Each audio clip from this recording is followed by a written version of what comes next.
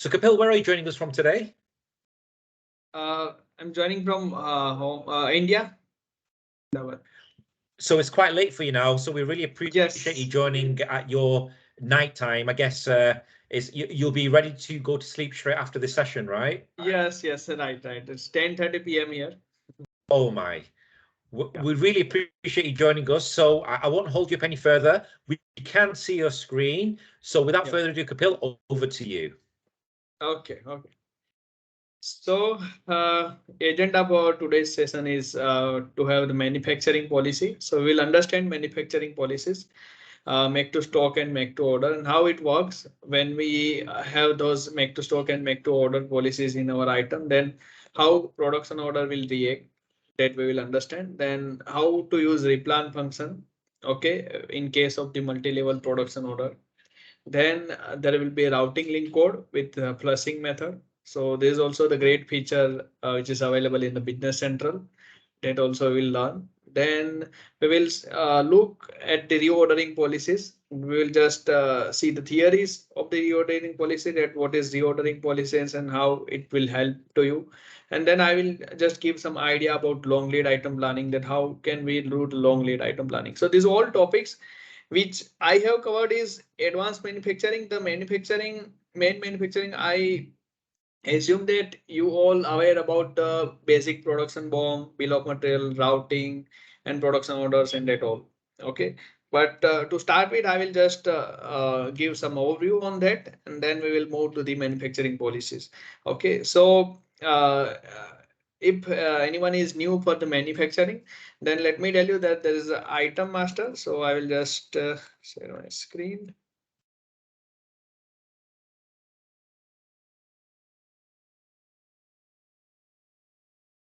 So people who already worked in the sales purchase, they will also know that what is the item master. So this is the item master.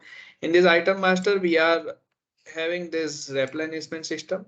So here, generally, if our business is a trade business or assembly business, then we can select purchase or assembly. But if we are producing or manufacturing any item, then we can choose production order. When we choose production order, we have to link its routing and BOM. So what is routing and what is BOM? So routing is this operation sequence which we need to follow when we are creating or when we are manufacturing that particular item. And production BOM, it is the components required for to make that particular item. Okay, so if you see routing of this 1000 item bicycle, then you will see this operations, that operation number 10, that wheel assembly will be done first, then chain assembly, then final assembly, and then control. Okay, and what setup time and what turn time is required, so that all is covered over here. Okay, so this is some glimpse of the routing, that what is routing. And this is the production BOM. So which component will be required to produce this item, so that is the production BOM. Okay, now you can see that this is routing link code action over here. So this routing link code is the linking of the material to the operation. So we have seen routing. In routing, there is an operation like 10, 20, 30, 40. Now, if we want to bifurcate that in operation number 10, which particular components will be required, so that we can link with common code. Like if we are putting A1 in the routing operation number 10, then we have to put A1 in the components which is required on particular that operation. Okay, so let's take example that to do the operation number 10, I have put A1 routing link code in the routing master. Okay, and I need particular this component, front wheel and chain assembly. These two component I require in that particular operation. So I have to put A1 in this line and this line. So it will link this component with that particular routing operation.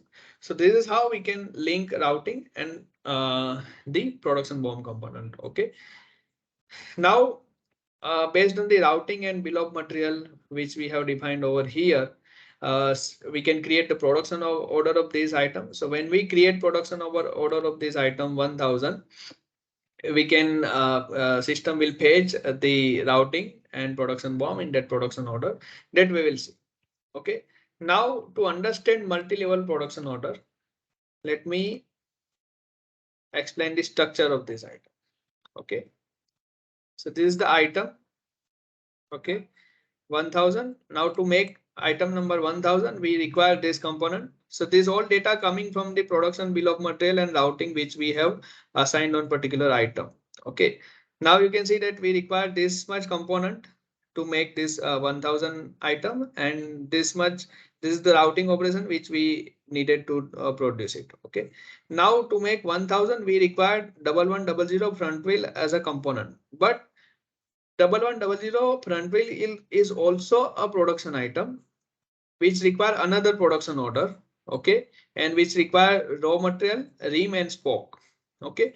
So this is called multi-level production order. To make 1000, we need 1100, which is again production item. And to make 1100, we need these two raw materials. So this is one level multi-level production order. If you can see this front hub, then 1150 is the front hub, but to make 1150, we need 1151.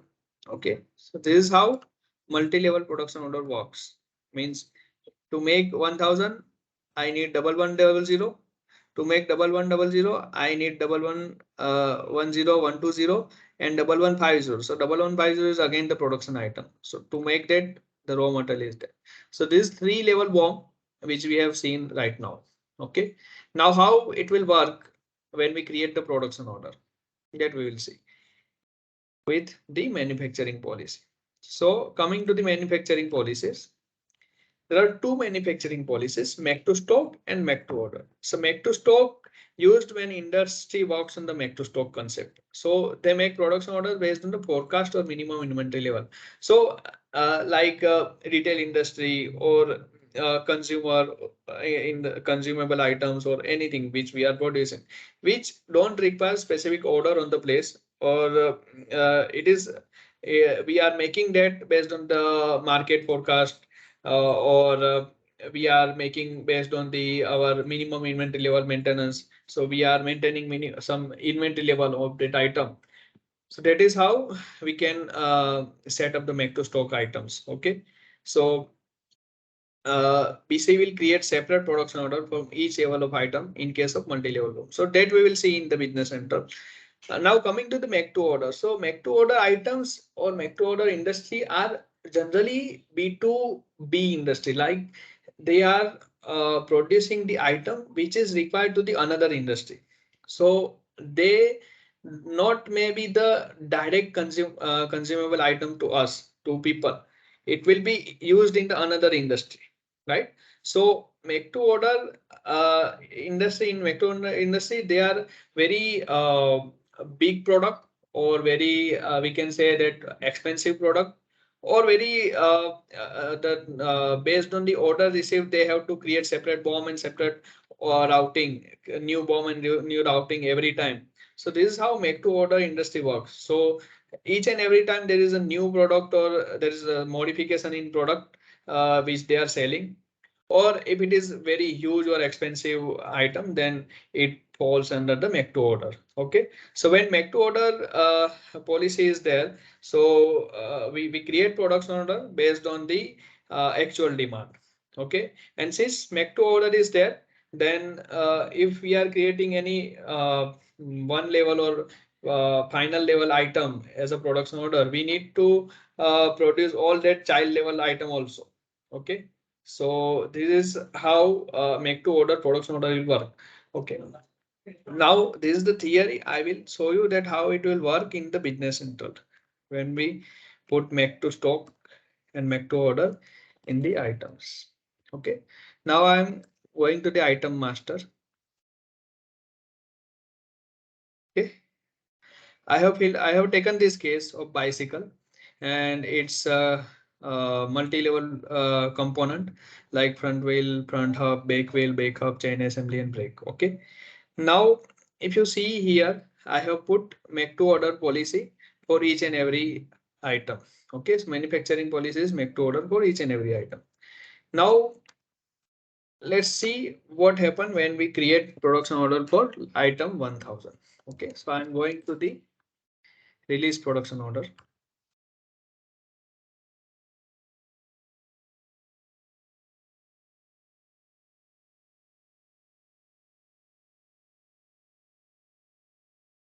Putting 1000 here and 10 quantity of bicycle.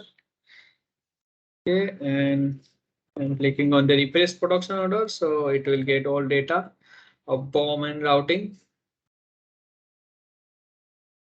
So when I have created this production order for bicycle, can you see that system has created bicycles production order line, but to make bicycle, we require front wheel, back wheel, chain assembly and brake. So that all lines are coming over here.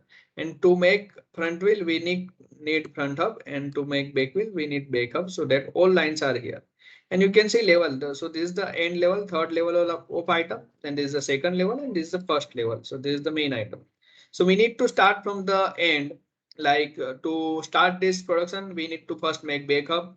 Then back hub will be used in the back wheel. So you can see that back hub, when we take output of the back hub, system has already reserved this quantity to the back wheel.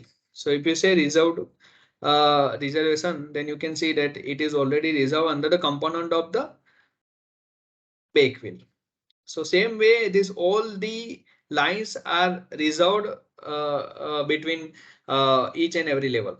Okay, so whenever I am taking output of this backup, I cannot use it in any another production order. Since this is make to order policy, so make to order cell policy system understand that we create this production order only when we get this order, and we are making it from the scratch, or means we may not have available any semi-finished good item with us. So that's why system is creating each and every level production order in same production order. Production order line is created in the same production order. So this is how make to order works with multi-level production order in release production order. So you can see this effect only when the item structure is of multi-level. If the item is single level item, then there is no difference between make to stock or make to order. System will work in same way. Okay. There is a difference in the reordering policy and make to stock manufacturing policy. So manufacturing policy will affect in the business central system only when we are using the multi-level production order. Okay. Now I will change those items policy to the make to stock. Okay, so let me change those items policy to make to stock.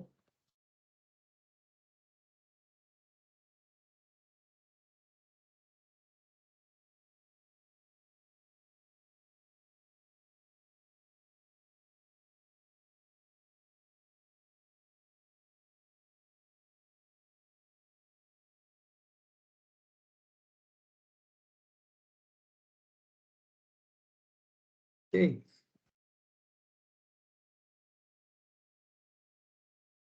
Now I again go in the release production order, and I will again create production order for the item 1000.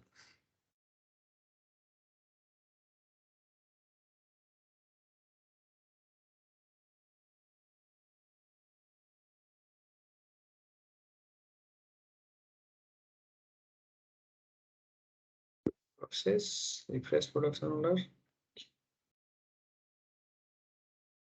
So when I have refresh production order with make to stock scenario, system has created only one line for the bicycle only, because system understand that to make this bicycle, if I require any semi-finished good component, then it already should be stocked in the system. So the semi-finished good item can be stocked or not stocked. If it is not stocked, then we can create production order separately for that non-stock item. But system understand that each and every levels stock can be there or not there. So now to execute this production order, if I want to know that to execute this production order, if I have already all levels semi-finished good components are available or not. So for that we can use the replan function. So if we use replan function, and here two options are there, scheduling direction backward or forward, and plan with no level, one level or all level. If I will click on one level, then system will create production order for its immediate level. If I will create select all level, then system will create all levels production order while considering the supply also. Okay, so here what system will do is we required this much component. So expected quantity is 10, 10, 10 for each and every item. Okay, if there is a bake wheel, we required here 10 quantity. But if we have already inventory of 2 of that bake wheel and 5 in the production order is already open, then system will take those inventory supply as a inventory and production order supply in consideration when it will create a production order through the replan function. Okay, so system will create only 2 quantities production order if 6 inventory and 2 production order is open. Okay, so this is means this is how system will plan. Okay, now I will click on the I will use the replan function. Here I am clicking all levels.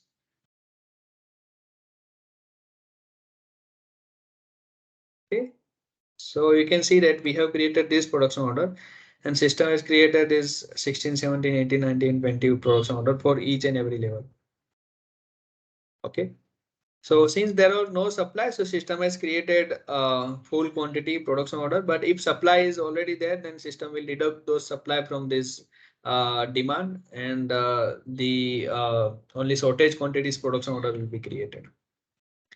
Okay, so this is how replan function will work. Okay.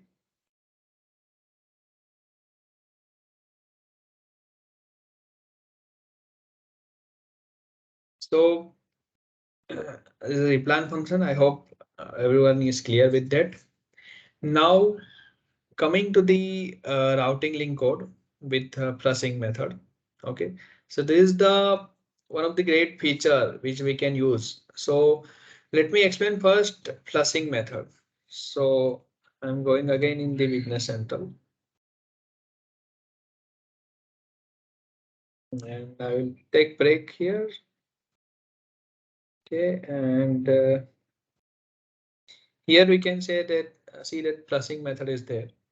So there are 5 flushing methods: manual, forward, backward, pick plus forward, and pick plus backward. So pick plus forward and pick plus backward we specifically used when we are using the advanced warehouse, which is showcased by Alfredo in earlier session. But if we are considering these 3 first, manual, forward, and backward, then manual, it means that in production order we are going to consume those items manually. So we'll consume those items manually by consumption journal or production order journal. Okay.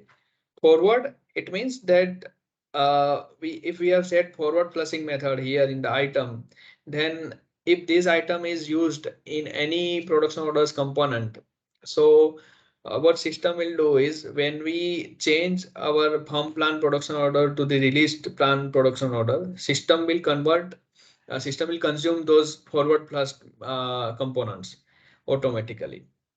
If we are creating release production order directly, then at the time of refreshing production order, system will consume those forward plus components. Okay, so forward flushing method will take place on 2 points. If we are making first firm plan production order and then converting it to the release production order, then at the time of converting those status, system will consume those inventory. If we are directly creating release production order, then system will consume those items when we are refreshing the production order. So this is how forward flushing method will work. Now coming to the backward. So backward flushing method, system will consume the components when we are finishing that particular production order. So whenever we have taken all the output from the system, and when we click on the change status and change release production order to the finished production order, at that time system will consume those components. Okay, so this is how forward and backward flushing method will work. Now this scenario I have taken when only flushing method is used, but if we have used routing link code as well and flushing method is also used, then how system will work, that we will see. Okay, and this is very useful feature. So since in many industries bill of material is accurate, so they don't want to do manual consumption, so we can use forward flushing and backward flushing, and we can just ask client that how you want to consume. You want to consume at the end or you want to consume in the first when you are receiving that material from the store. If you want to consume those material in beginning whenever you are receiving from the store, then use forward. If you are using in the last, if you are consuming those material, or if you want to see inventory effect in the last when you are finishing the production order, then you can use the backward flushing method. Okay, now some users or some clients will ask you that I don't want to, because I have 100 or 1000 number of item in my production bomb. If I use forward and backward, let's take example that if I am using forward flushing method. So, and my production is whenever I'm creating the production order, my production will work will be there for 20 to 30 days. So if I am consuming at the beginning, then in next 30 days all of the material or inventory will be consumed in this production order, and I can't see those inventory in my shop floor. Actually it is there, so it should consume whenever I am finishing some operations. If I am finishing or if I am starting one operation, and related to that operation only some material should consume. Okay, so this is the actual scenario when in production, if production is very long, or if it is taking 20 or 30 days, then they are not issuing material together for 30 days or 20 days. What they will do is, they operation wise they will issue the material. So if I want to do today perform 10 numbers operation, then I will issue only those 10 numbers operations material from the store. So system should consume those 10 numbers operation items component, not all component system should consume. So to handle this requirement, what we can do is we can use the routing link code and forward and backward flush method. Okay, so I have created already one production order in which this scenario is taken care.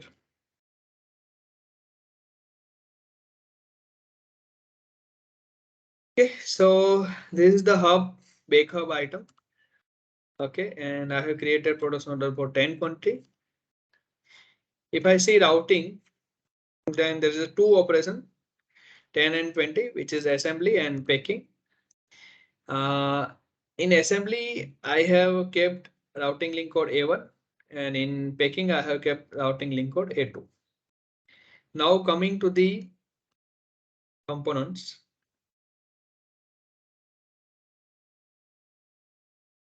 Here also I have two components, axle bake wheel and socket bake.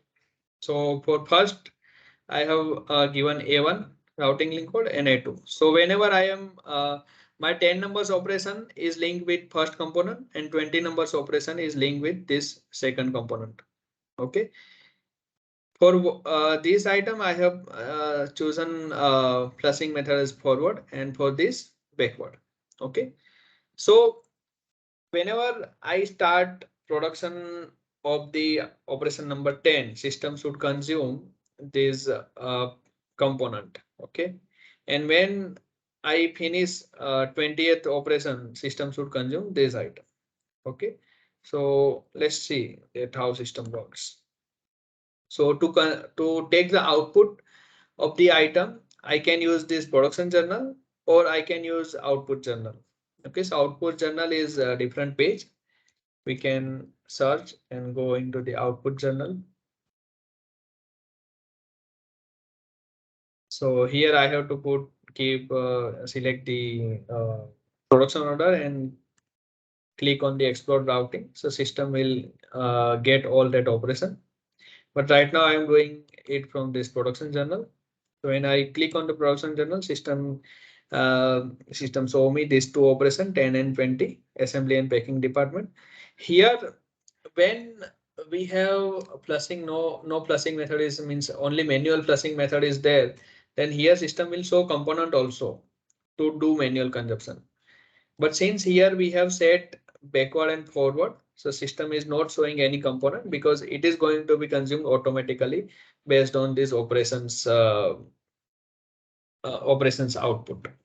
Okay, now I have set operation number 10 and its component as a forward plus. Okay, so whenever I start this operation number 10, system should consume that particular component. Okay, so when system know that we have started this production, so if we are doing any entry of that operation, like if we are just entering setup time, not taking any output of that 10 number operation, just we are putting setup time. So we have just started this operation.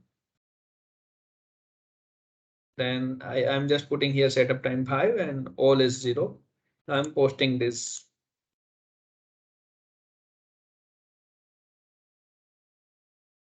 Okay. So operation number 10 setup time only I have posted. Let's see the effect. First we'll see the capacity ledger entry that we have just posted this assembly department function. Okay, and just put the 5 quantity, 5 minutes as a runtime.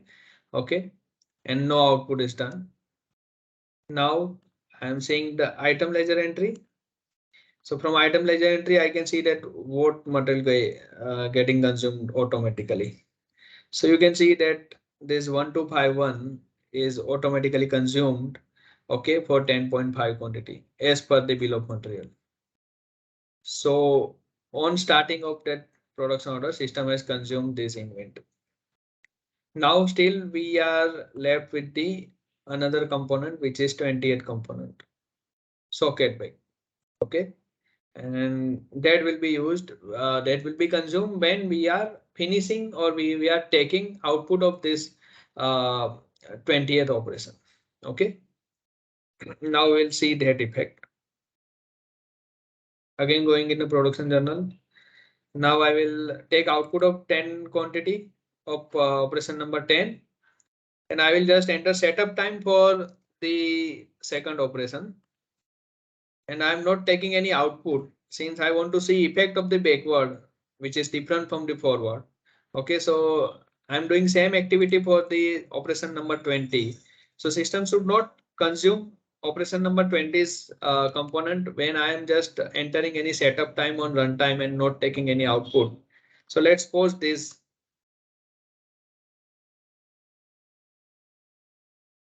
Now if we'll see, so there is no extra or with component number 2 or second component is not consumed. Okay, but operation number 20 we have just started. So we can see that entry in the capacity ledger entry. That yes, we have taken output of 10 numbers operation and we have just started the 20th operation. Okay.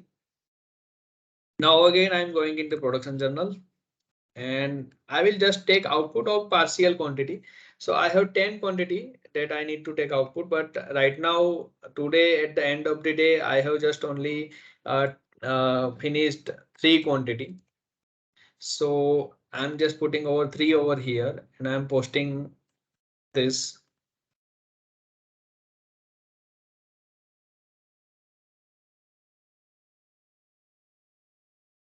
You cannot reserve this entry because it is not a true demand or supply. Okay, I think.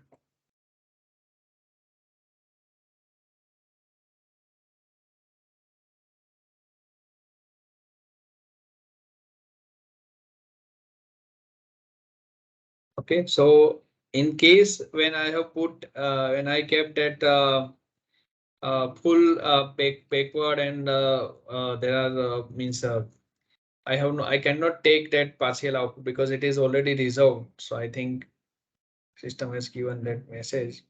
But let's see the effect of item ledger entry. that consumption is done for 10 quantity. Okay, which is the my another output, and 10 quantity which I have output for the 1250, that also I can see that output entry. But the purpose of showing that partial output, so we can take that partial output. So whenever I'm taking partial output, so if quantity is 3, okay, then system will consume that component in proportion of that 3 quantity only. Okay, so if here 3 into my components are 1, so 3 into 3 plus the whatever the scrap percentage I have considered. So based on that, system will only proportionate component will consume. Okay, so that also we can use. Okay, somehow here I can't show that I'm not able to show that thing, but it will work. Okay, so this is how routing link code and flushing method will work. Okay, so if there is no routing link code, then it will work as I have told earlier. But if we use routing link code, then it will be based on the output of the operation.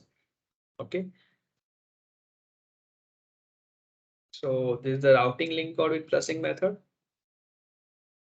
Then coming to the most interesting topic, which is the reordering policy. Okay, so there are 4 reordering policies: fixed reorder quantity, maximum order, and load for load. So fixed reorder quantity and maximum quantity, these 2 reordering policies will work on the reorder point. Okay, and how that 2 is different, that I will explain you. Okay, but what is this reordering policies? If someone is new for this, then reordering policies are used when we are going to use planning worksheet or order planning. Okay, so I am again going into the items.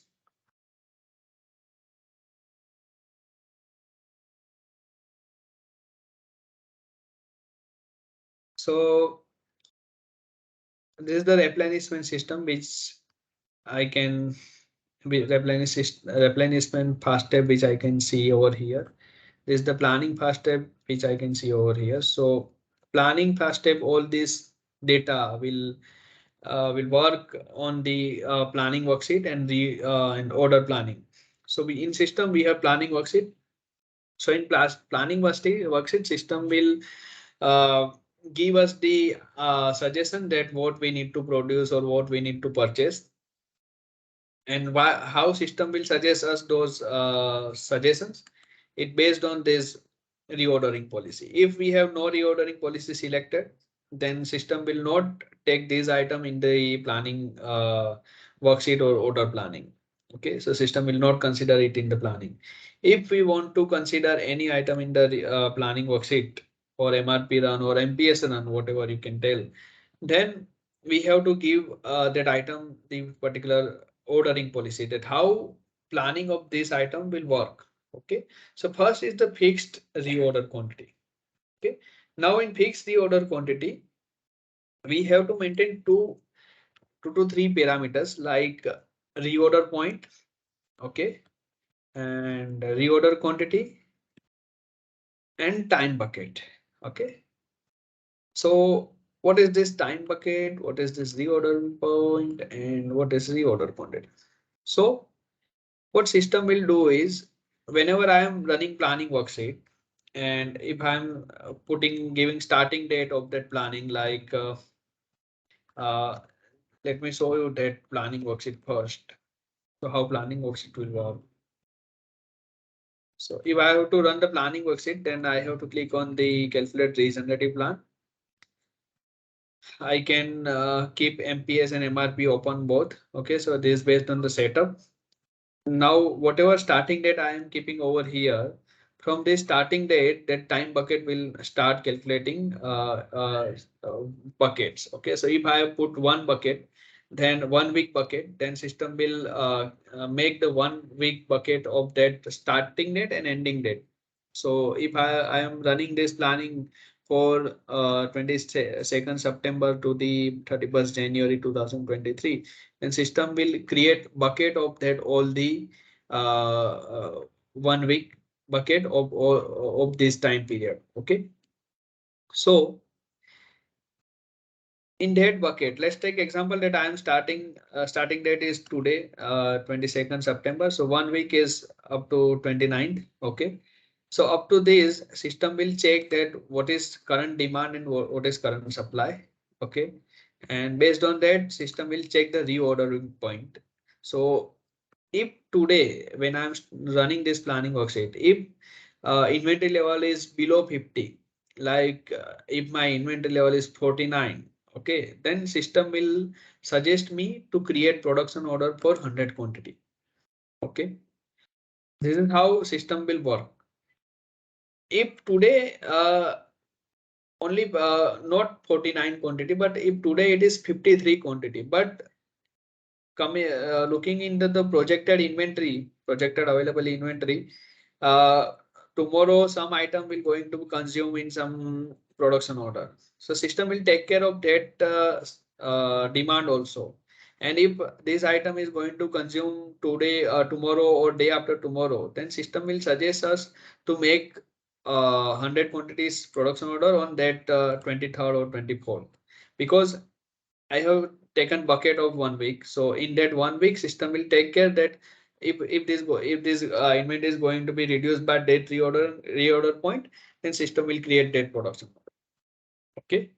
So this is how time bucket and reorder point will work in case of fixed reorder quantity. Okay.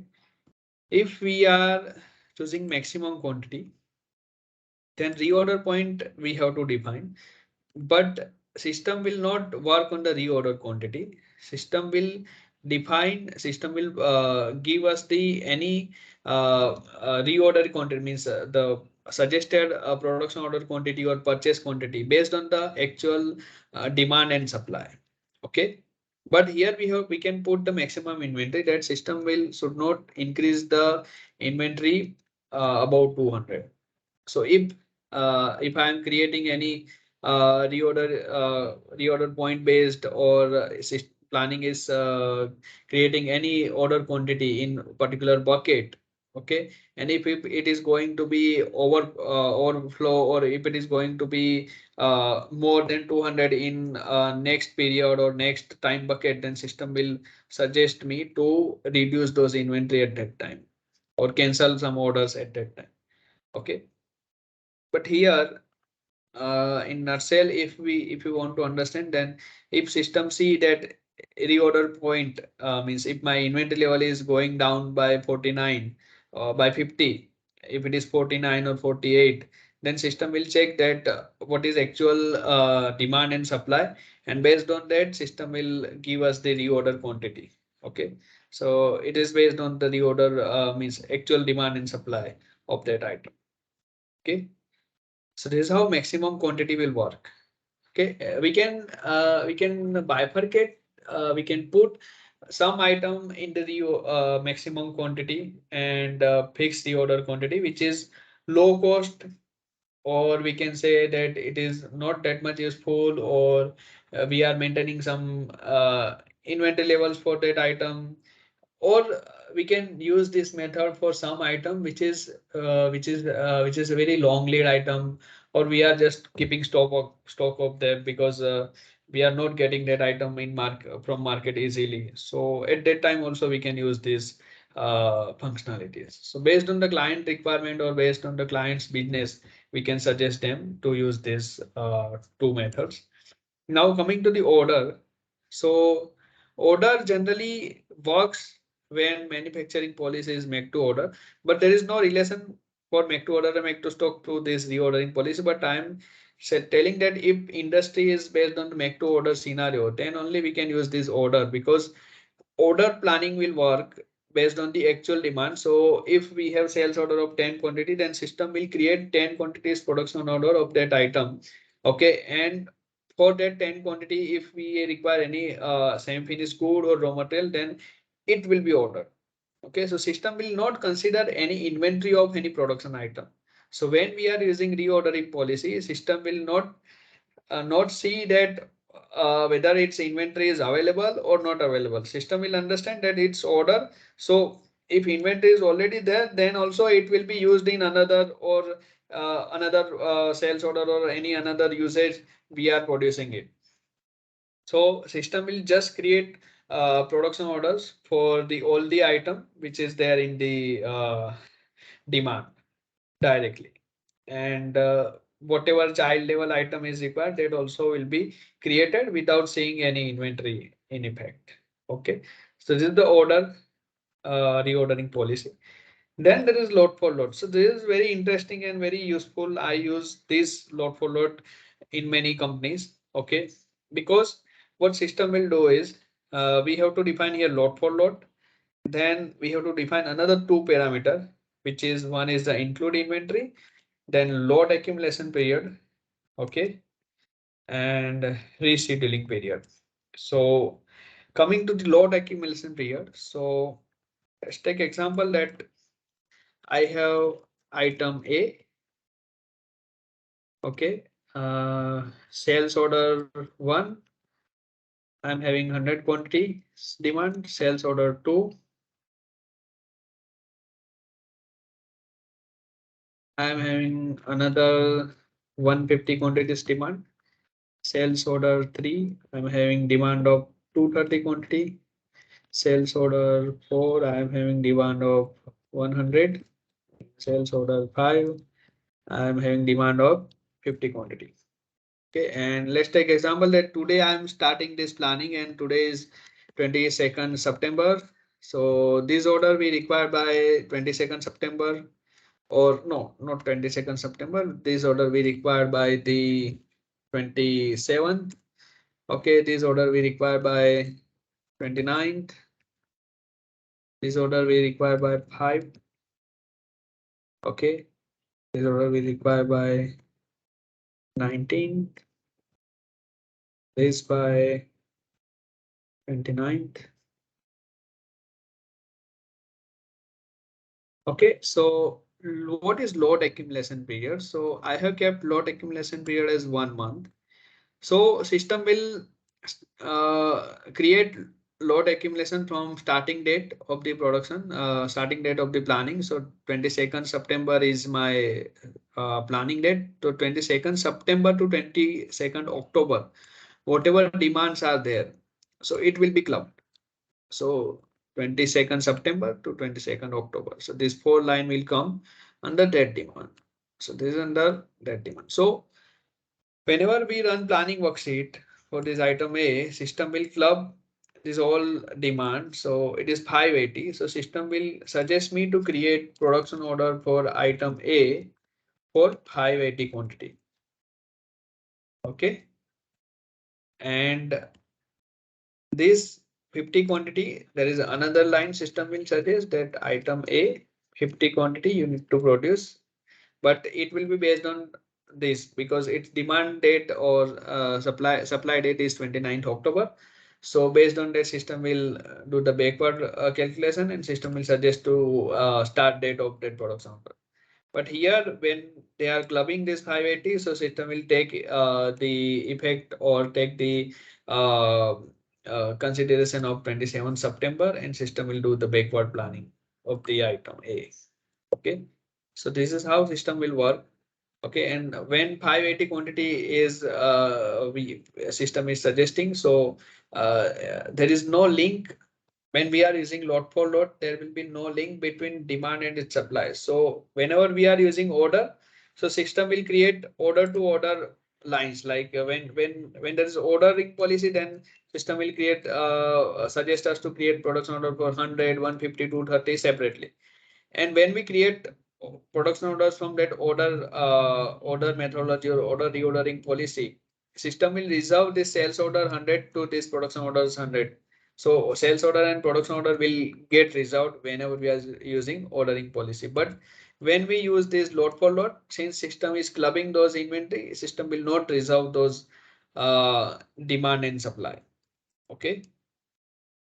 So this is how load for load functionality will work. Now coming to the long lead item planning. So some industries are having long lead time. to purchase item. Like sometime it may be more than 3 months, or in case of import, like if I am importing material from another country, okay, then it will obviously take more than 2 to 3 months, because if it is not much big item, then it can come through air. But if I'm purchasing a very huge item in volume, then it will transfer from the ship or anywhere, any another transportation mode. So in that case, it will take much time. Okay, and to do planning of this kind of items, we have to plan it in advance. If our industry is make to order, then also we need to plan, because if I'm getting order today, and if I'm going to producing in 2 to 3 months, then also if that material is not available, then I can't do anything. So my production will hamper. So this kind of material we need to plan it in advance. Okay. So if we want to plan this kind of item, then what we need to do is we can have the demand forecast. So we can use demand forecast. So what I can do is I can plan that item, main item. Since demand forecast can be done, we can know the only finished good item which we are going to sell, that how much sale of this item can be done in next 3 months, or next 6 months, or next 1 year. Okay, so I kept here 100, 200 and 100 in November, December and January. So this can be my forecasted uh, FG item sale in these months. Okay, so I have kept this, and what I will do is I will run the planning worksheet by keeping on MPS and MRP.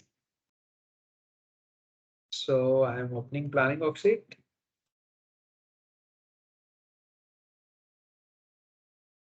So when I run planning worksheet with this both Boolean true, MPS and MRP. So if I am putting only MPS as true, then system will just plan for first level item. So whatever the we have seen in the demand forecast, only 1000 items planning will be done. But if I am putting MRP on, then whatever semi finished good or raw material which is required to produce that item, that all things will be planned. Okay, so I have to keep this both Boolean on.